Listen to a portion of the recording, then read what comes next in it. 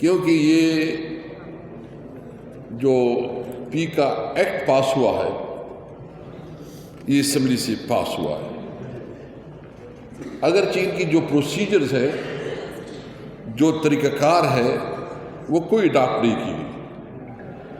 یعنی ان کے پروسیجر تو یہ ہے کہ سب سے پہلے آپ جس کے متعلق قانون سازی کرتے ہیں تو اس کے لیے ضروری ہے کہ وہ تمام اسٹیک ہولڈر کو آپ سن لیں، ان کو آپ آن بورڈ لیں، ان کے ساتھ مشاورت ہو، اگر ان کی کوئی کنسرن ہوتی ہے تو اس کو ایڈریس کیا جائے۔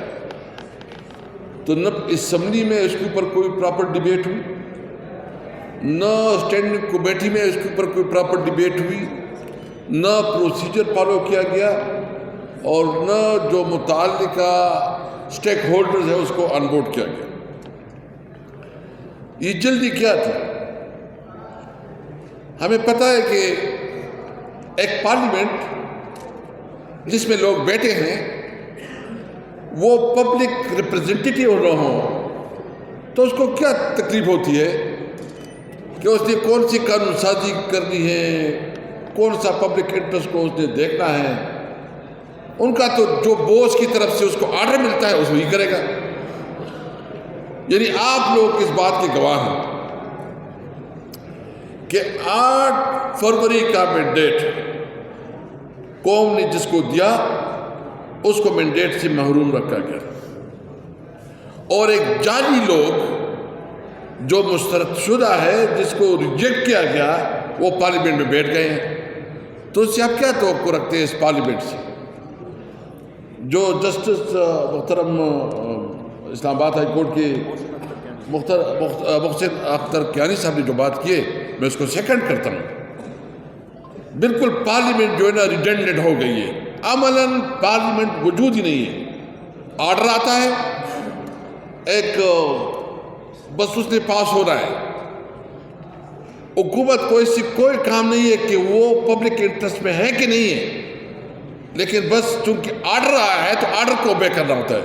پارلیمنٹ کا کام تو پبلک انٹرسٹ کو سرو کرنا ہوتا ہے، پبلک انٹرسٹ کو پروٹیکٹ کرنا ہوتا ہے۔ یہ پارلیمنٹ وہ حیثیت وہ کیفیت نہیں رکھتی، اس لیے ہم نے مطالبہ کیا ہے کہ فوری طور پر ری الیکشن کروائی جائے، فیئر اینڈ فری الیکشن ہو، وہ الیکشن جس میں تمام اسٹیک ہولڈر، تمام پولیٹیکل پارٹیز وہ متفق ہو، اور ایک ایسا میکینزم ہو کہ جس کے اوپر کسی کو ڈاؤٹ نہ ہو، تب جو قانون سازی آئے گی۔ اگر ایک ایسا پارلیمنٹ وجود میں آئے جو پبلک انٹرسٹ کو سر کرتے ہیں، جو پبلک نمائندگی کرتی ہے، تب کوئی توقع ہوگی کہ اس ملک میں وہ قانون سازی ہوگی جو عوام کی فلاح و بہبود کے مطابق ہوگی۔ یہ جو 26ویں آئینی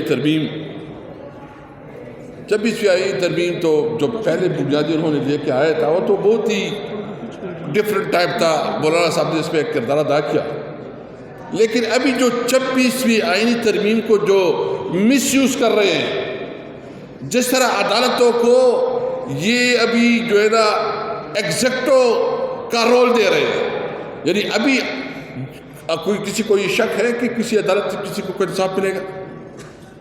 عملاً تو ابھی تو ایگزیکٹو ہی عدالت میں بیٹھیں گے، اور جو جج صاحبان تھوڑا انہوں نے جرت کی، انصاف کی کوشش کی، میرٹ پہ پیسری کی، ان کو کڈو لائن کیا گیا۔ مجھے بتائیں اس وقت آپ کہاں جائیں گے؟ اگر آپ بات نہیں کر سکتے، اگر آپ بات کریں گے تو آپ کے خلاف FIR ہوگا، اور جب آپ عدالت میں جائیں گے تو عدالت میں بھی ایگزیکٹو بیٹھے گا، اور وہ جہاں ایگزیکٹو جیسے فیصلے کرے گا، جیسا آرڈر دے گا وہ اس طرح ہوگا۔ تو اس کے خلاف اگر پوری قوم نہ نکلے تو پھر تو یہ بنانا ریپبلک ہے، پھر تو جنگل کا قانون ہے، پھر تو اس ملک میں نہ آئین رہا نہ قانون رہا۔ یہ ملک بالکل اس طرح ہے کہ اس میں اس طرح تو جانوروں کے ساتھ سلوک نہیں ہوگا جس طرح ہمارے شہریوں کے ساتھ سلوک ہوگا۔ بنیادی طور پر ہماری کانسٹیٹیوشنل رائٹس جو ہے، جو سٹیزن کی جو آئینی حقوق ہیں وہ سلب کی گئی ہے۔ آپ کا حق ہے کہ آپ پبلک میں اپنے رائے کا اظہار کریں. آپ کا حق ہے, قانون آپ کو حق دیتا ہے, آئین آپ کو حق دیتا ہے کہ آپ اپنا نقطہ نظر پیش کر سکیں. قانون اور آئین آپ کو حق دیتا ہے کہ آپ پیسفل پروٹیسٹ کریں, احتجاج کریں, جلسہ کریں. سب سے اس وقت اس شہریوں کو محروم رکھا گیا. اس وقت کیا ضرورت ہے؟ ہم انشاءاللہ تعالی آپ کے صحافی برادری کے ساتھ اس معاملے میں پوری آپ کے ساتھ ہیں. آپ جلسہ کریں گے, آپ کے ساتھ جلسہ کریں گے. آپ احتجاج کریں گے, آپ کے ساتھ احتجاج کریں گے. آپ جلوس نکالیں گے, آپ کے ساتھ جلوس نکالیں گے. یہ آپ اپنی جنگ نہیں, آپ اس قوم کی جنگ لڑ رہے ہیں. جب زبان بندی ہوگی تو پھر کیسے سوسائٹی تشکیل میں آئے گی؟ اچھا زئی صاحب نے بات کی ہے کہ ہماری صوبے میں اور خاص کر جو بارڈر ایریا ہیں اور بلوچستان میں جو صورتحال ہے, اگر آپ آنکھیں بند کریں اور کہتے کہ مجھے دکھائی نہیں دے رہا تو وہ تو آپ کی اپنی ضرف ہے. لیکن عملاً اس وقت اس دو صوبوں میں جو دہشت گردی, یعنی تقریباً آپ کیلکولیشن کر لیں, ہر مہینے 100 سے زیادہ ہمارے فوجی اور پولیس جوان شہید ہو رہے ہیں.